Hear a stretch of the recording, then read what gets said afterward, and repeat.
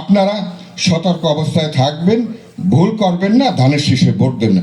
আরও একটা কথা বলতে হয়, মেহেন্দিগঞ্জে দুইজন লিডার, একজন হয়েছে মেজবাউদ্দিন ফরাদ সাবেক এমপি, আর একজন রাজীব হাসান, সে স্বেচ্ছাসেবক দলের কেন্দ্রীয় লিডার।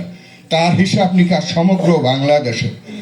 আমরা যারা মেজবাউদ্দিন ফরাদের পক্ষে আছি, আমরা কোনোদিন রাজীব হাসানকে হেয় প্রতিপন্ন করে কোনো কথা বলি না।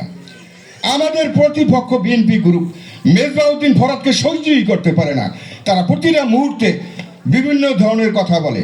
আমরা এতদিন ধৈর্যের পরিচয় দিছি, সামনের দিকে আমরা যদি এই জাতীয় কোনো আচরণ করে মনোনয়ন দিয়ে নিয়ে আসবে, আমরা তারই নির্বাচন করবে। তবে আপনারাও জেনে রাখুন, পথ এবং এমপি এই দুটো একসঙ্গে হবে না।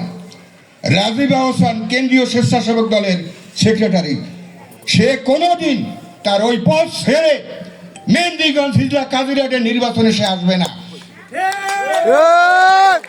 এবং এই কথা বিশ্বাস করেন, মেহেন্দিগঞ্জে যদি মনোনয়ন পায় তাহলে দেয়, তো পায় তাহলে মেজবাউদ্দিন ফরাদে পাইবেন, এইটাই আপনাদের। যাই হোক, মেহেন্দিগঞ্জের জলি মোহাম্মদ জামান হোসেন কৃষকের উপর, বিপ্লবের উপরে কিছু কথা বলবেন। আমার বক্তব্যে ভুল হইতে পারে, ভুল ত্রুটি ক্ষমা করে দেবেন। খোদা হাফেজ।